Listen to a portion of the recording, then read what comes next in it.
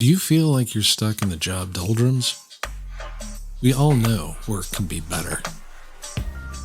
If you believe there's a better way to work, join us in the global Work Forward movement now. Welcome to the Work Forward podcast. Hey, everybody. Welcome to the Work Forward podcast. We are so excited to be back with you. Look, the reason why we started this podcast is because we know there is a better way of working. Work Forward is not a company. We're a movement. We're a movement of people. We're a community of people from all different walks of life, from different backgrounds. And we're here together to talk to you about some things that we hope will move your work forward. So today, I'm Natalie Bourne. I'm an innovation facilitator. I work for Territory Global, and I'm joined by three amazing Work Forward collaborators. Hey, I'm Jeremy Varohab. I'm a lead strategist and a senior designer at Territory, and I'm fortunate enough to get to practice a lot of the values that are embodied in Work Forward in my everyday work, although we're still, of course, learning and growing. And I want other folks to have that experience too. And I'm passionate about finding and nurturing the human side of work that we do. I'm Jim Vanover. I am an innovation strategist with ServiceNow. And much like my colleagues, I'm very much dedicated to helping people make their work better, whether I'm working for ServiceNow doing that or whether I'm collaborating with these amazing people doing that. And that is really my purpose, is to serve people. Hey, everybody, Jim Callback. I'm the chief evangelist at Mural. And I'm fortunate to work with lots and lots of different customers on similar problems. How can we work better together, whether it's remote or in person or otherwise? And it's really about, for us, it's about unlocking that human potential. In particular, we focus on imagination and creativity so that teams can innovate better and faster. Well, and I'm here because I just so believe in the power of removing workplace fear and replacing it with workplace joy. And so today I'm excited about this topic that we're going to talk about because it's really, to me, a topic of cognitive dissonance, right? It's this idea that we say one thing and then we actually do something completely different. I know we've got two Jims today, but so I'm gonna use last names. Vanover, take us away. Tell us your story. Okay. Thank you for giving me this opportunity, Natalie. I have to say I'm a little apprehensive because the story that you're going to let me present can be quite controversial. So I've been thinking a lot lately about, especially in the current transitional environment of hybrid, and what is important in business. And the more I go down the rabbit hole, the more I realize that while the technology that we use to engage is incredibly important, more important now than it has ever been, what I've started to realize more and more is that the successful organizations globally are those that focus very much on people and experiences.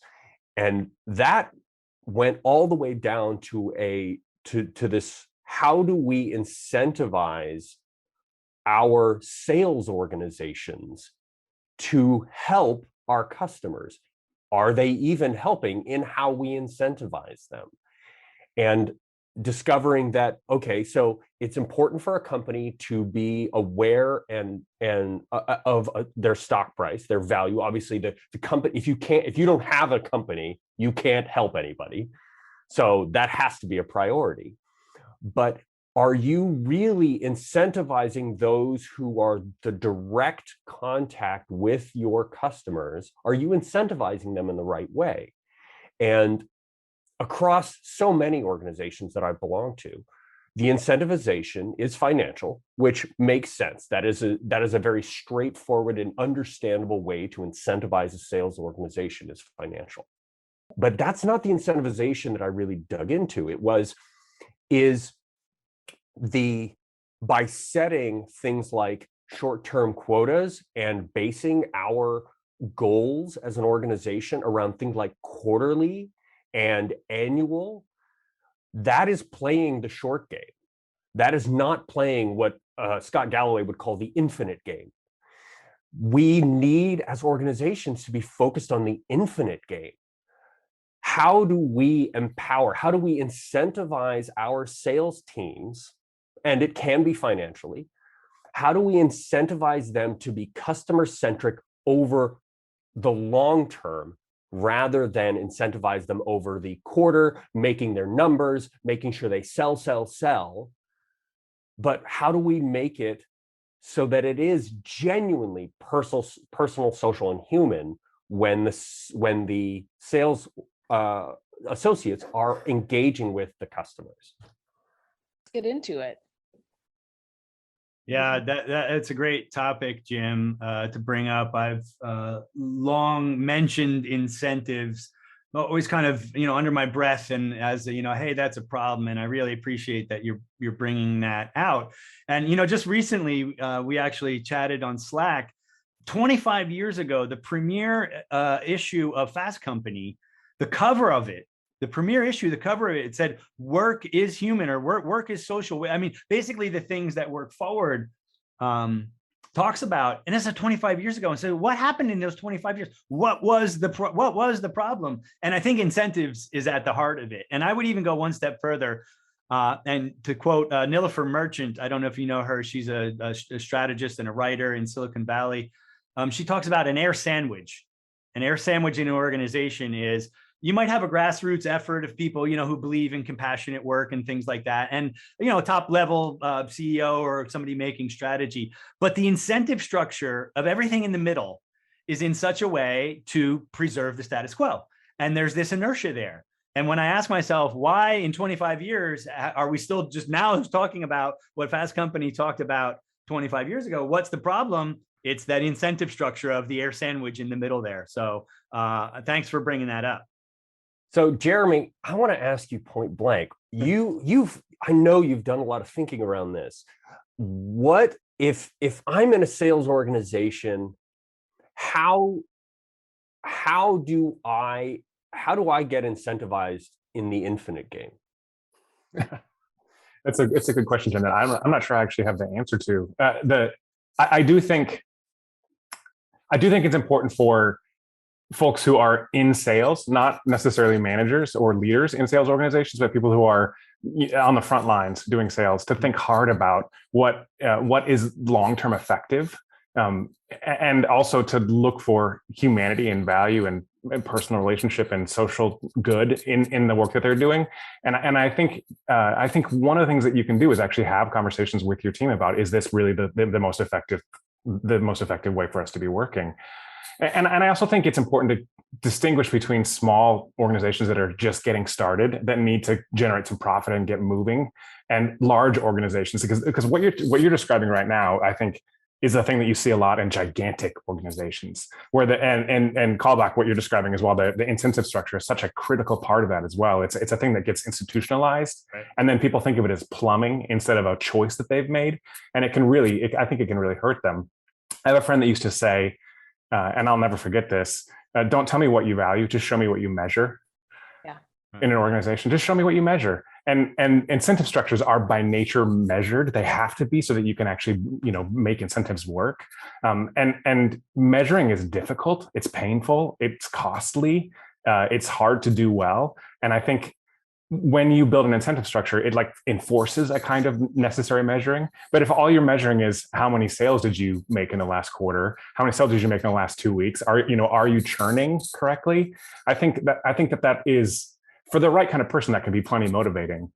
But I think, and I think many of you have heard me say this before, but I think it's really important for us to transition from focusing on profit to focusing on value.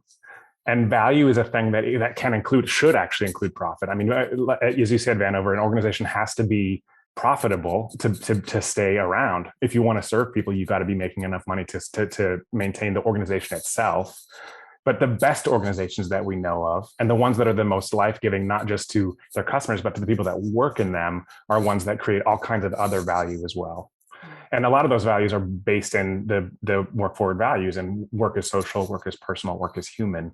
It's about finding personal value in the work that you're doing. It's about making connections to other people. It's about being part of a community that talks about this kind of thing. So I was going to say, I think the most important things for people to actually have those conversations with their fellow sales folks, but also with their leaders. So I want to lean into this a little harder because I'm someone that has had to write and then rewrite sales compensation plans. And it's not for the faint of heart. I mean, it is really a grueling process. And there are so many different levers on a compensation plan that you can pull. And depending on which one you pull, it depends on the behavior that you're going to get, as all of you have already mentioned. But, you know, to me in sales and the constant kind of headbutting you have is if you're asking someone to focus on customer value, there's that fear that if they're focused on customer value, they're not going to be focused on long-term sales. And so there's that constant lever of, do I reward you for keeping the customer, or do I reward you for acquiring new customers? And then you get into the argument of, well, whose job is that anyway? Shouldn't account management be keeping the customers, and shouldn't sales be acquiring the customers? So I think what we're leaning into is an age-old issue that's been around for a really long time. I feel like we're stepping on a hornet's nest here. So then what Jeremy and Natalie said leads me to the thought process of what are the first of all, what are the values? As you mentioned, Jeremy, you're talking about value as a bigger concept, and I totally agree with you. What are some of the other values? If I'm leadership, first of all, what are some of the other values? And then the other part I was thinking is that if I'm in sales, what incentivizes me as any part of the sales organization? How could I be, and I'm not being facetious, I genuinely want to know, how could a sales organization be incentivized for beyond the points that you made, Natalie, about acquiring a customer and selling you more things? So maybe the first part, Jeremy, what are some of the other things that fit under the umbrella of value? Yeah, I mean, and let me say, I said, and I meant it, that it's difficult to measure some of these things, and it really is, but it's not impossible. I mean, there are mechanisms for doing this kind of work, and there are plenty of resources that can help you think about how to do qualitative measurements. I think one of them is actually just purely customer happiness, customer joy, and there's a distinction between like, you're the cheapest, fastest, right? There's nothing wrong with having that kind of model, but that model is not designed to bring people happiness, except for people who are particularly parsimonious, right? Like I want to save money and I don't really care about the experience I'm having. But you look at Starbucks, for example, and the success that they've had. It's because they are interested in generating a particular kind of experience when you go into one of their coffee shops. And I'm from the Pacific Northwest, so I mean, I'm not ashamed to say that that's actually just Pacific Northwest coffee culture. And in the Pacific Northwest, people tend to look down their noses a bit at Starbucks, and also are proud of Starbucks at the same time. But it's partly because the experience of going into a coffee shop anywhere in the Pacific Northwest is a wonderful kind of experience. That you're not just selling coffee, you're selling cozy chairs and really beautiful lighting and a really nice barista and all of this stuff, and the fiddliness of making coffee. And I think so. For me, just customer joy is one really important one. I think also there are social goods that a lot of organizations are interested in. Some of the organizations that we're working with are really interested in finding ways to make multi-purpose spaces. A warehouse that transitions into a training center, but also can be a community center for the people that are in their neighborhood. And a lot of those organizations are doing the hard work of actually going out and looking at the neighborhood that they're serving and saying, in my local space, what are the kinds of things that this community needs? And they're trying to find ways to actually generate more value for that community. That's a little bit harder of a row to hoe than just is my customer feeling joy, but it is a place where I think people can start to find really deep, wonderful value from the work that they're doing. And I think there's plenty more. I mean, what do the rest of you think? Yeah, I mean, if I can jump in, I don't know if the two, Jim, are actually separate. And by that, I mean the infinite gain and the incentives that you get from transactional deals, right? And in fact, I was speaking with Ashley Welsh at Somersault Consulting. She wrote a book a while ago called Naked Sales, where she shows how you can use design thinking and creative principles to help your sales process. What they're working on now is what they're calling co-creating value. So with the new sales mindset is to go in and think about how you can co-create value with the customer. In other words, go in with that long-term gain. That's how you get the deal. Not only close the deal, but it's bigger, it's more valuable, and all those other things. So what I would hope with that kind of mindset is that the incentive is, think about that value that you're creating for the customer. That's how you get your transactional incentives that are already in place. And Natalie, I totally agree with you. It's really thorny when you look at compensation structure for sales, and, rocking that boat is not that easy. But I think, so I guess this is more of a question, I guess, for everybody else, is like, can we use that long-term value and even things like compassion and humanity and work as a way to drive more transactional sales, right? Right. I think you can. I think you can. But I almost wonder too, if we need to say, who do we want to be in 5-10 years? And then we need to back into the type of people that we need to hire, because there's something here too that I think we haven't leaned into yet. If you hire a coin operated person, you're going to get a coin operated outcome. And so, it's really, who are you hiring? What values do they intrinsically come with? And if they intrinsically come with those values, that's just built into who they are. And absolutely, I think incentive structures guide people's behavior, but we expect them to have a pretty solid true north that is built around being customer centric in the first place. And so I know I just threw out a chicken or egg type of thing, but I think there's something there to say, who do we want to be in 5 years? And maybe we can't get to what you're saying, Vanover, in 6 months, but maybe we can get there in 2 years. And that starts by asking, if we extrapolate out, who do we want to be? How do we then start to back into some of those behaviors? How do we identify people who have those behaviors? How do we hire people that possess the skills, the abilities, the culture that we want?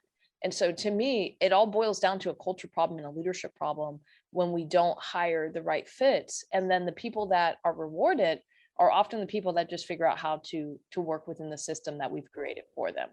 Yeah, I agree. And you're inching towards an entirely new podcast with regards to everything's interconnected, right? Where we start with the how do we resolve the incentivization of customer engagement, and now we go into, well, it's important, the culture and the humans that you've involved are where that starts.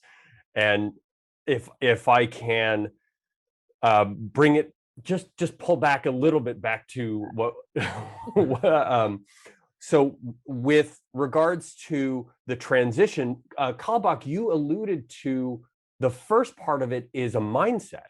Yeah. It doesn't even necessarily have to be about the actual contractual incentivizations. It is a mindset. And that, I think, what triggered Natalie's comment too, is that you have to be thinking this way, and that allows you to hire the right people, that allows you to incentivize the right people. The thing that struck me the most significant, Natalie, is that I have worked for a number of organizations with genuinely good people, with genuinely good intentions, and they still have bad habits.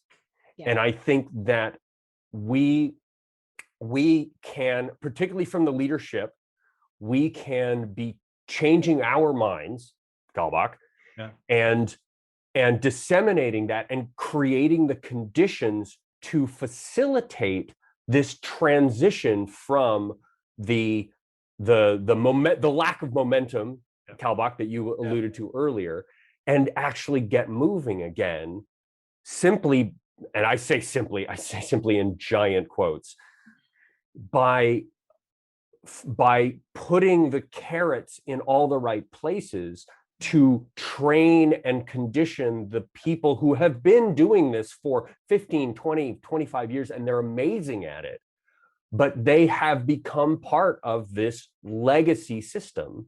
Yeah. What those carrots are, I don't know. Anyone have any good ideas?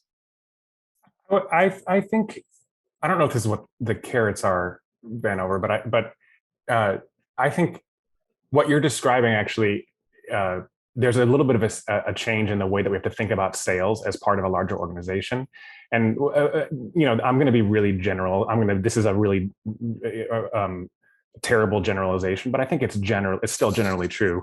And in a lot of organizations, the sales team is kind of like out in the wilderness, and they aren't really that deeply connected to the organization. And they're filled with people who are the kinds of people who will say, I could sell snow to people in Alaska. That model of like, you're not connected to the larger organization, you aren't part of the heartbeat of what the organization is, I think is a recipe for failure in the kind of stuff that worked in the direction that we're talking about going. I think the sales team has to be brought back in and brought close to the heart of who the organization is.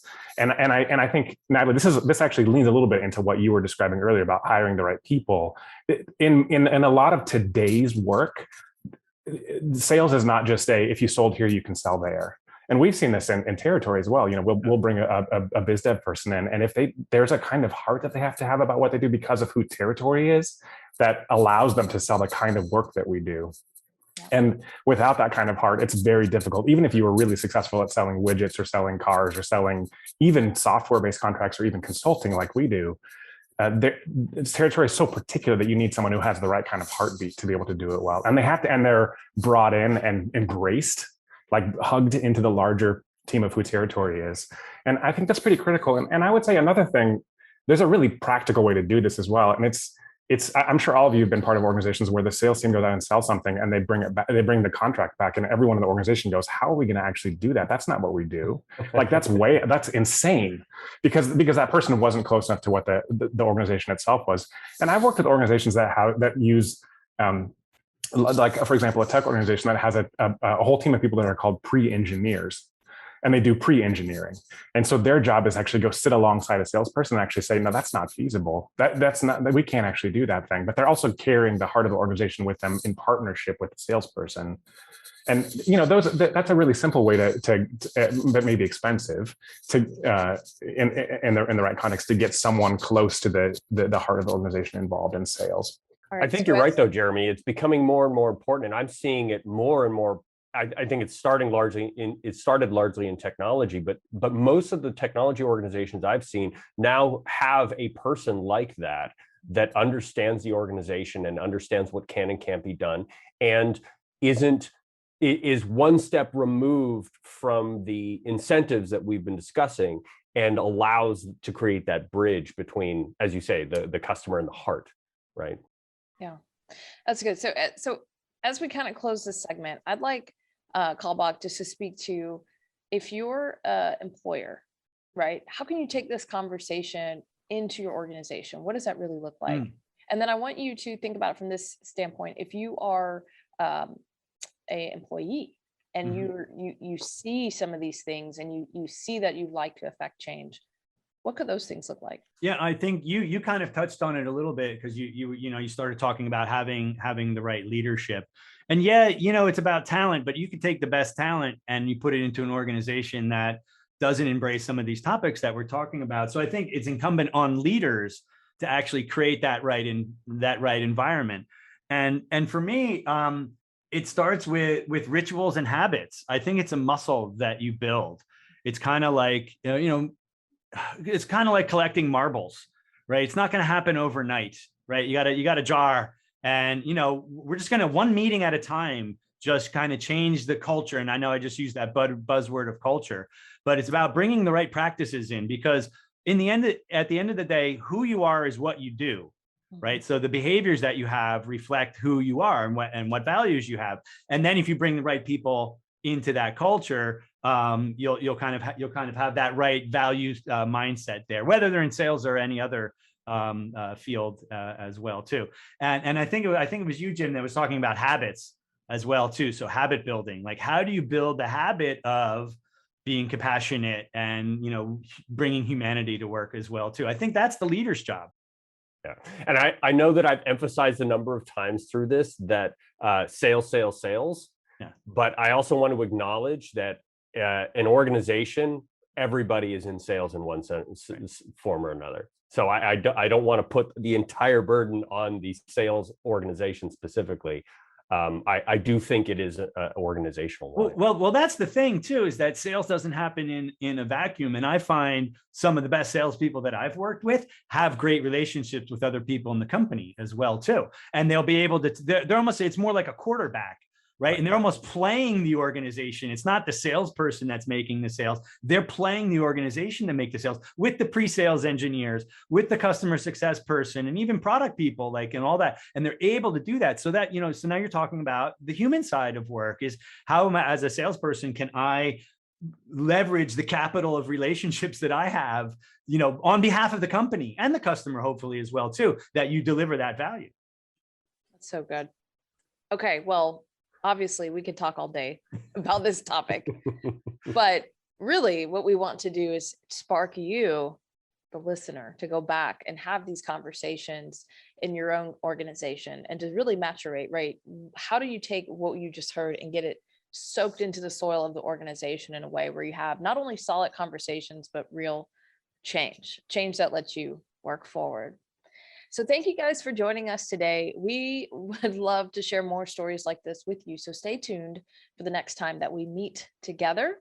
And to learn more about Work Forward, we want you to follow us on Instagram at WeWorkForward or head over to our website at workforward.co.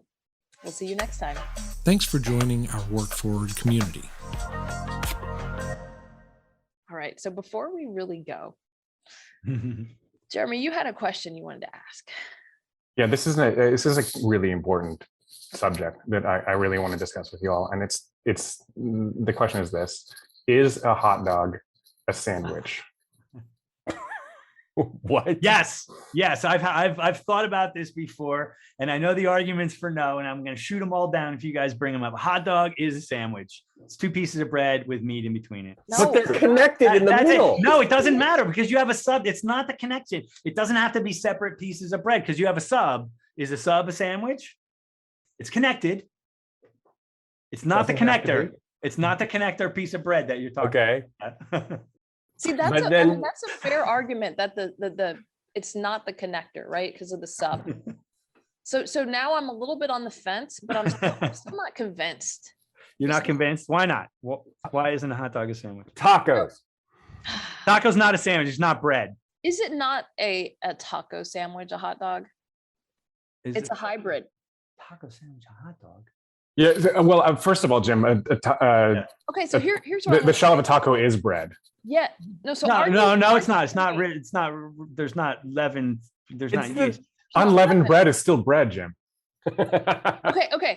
So tell me why a hot dog What? is a sandwich and a taco is not a sandwich. Because you're putting. I mean, if you put 2 pieces of pizza together, you can't just take any other material and put it together. It's got to be bread.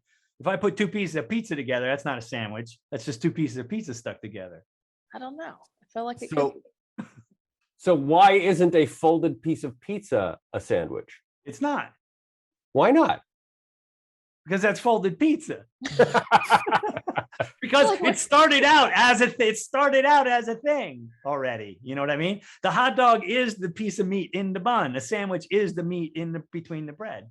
Yeah, Otherwise, see- it's not a sandwich. It's not a sandwich. See, what I think is that a hot dog is a taco, and that a taco is a sandwich. So a hot dog is actually a sandwich, but it's a taco first. It's a taco first. Like deductive reasoning. All It's like- sandwiches. We're talking. So really, it comes down to where do the Venn diagrams intersect? Right. That's what we're Exactly. doing here. Okay, for real. We gotta go. Okay. See you guys later. There you go. Thanks, everybody. Thanks for joining our Work Forward community. Be sure to subscribe to our podcast, follow us on LinkedIn, and visit us at workforward.co.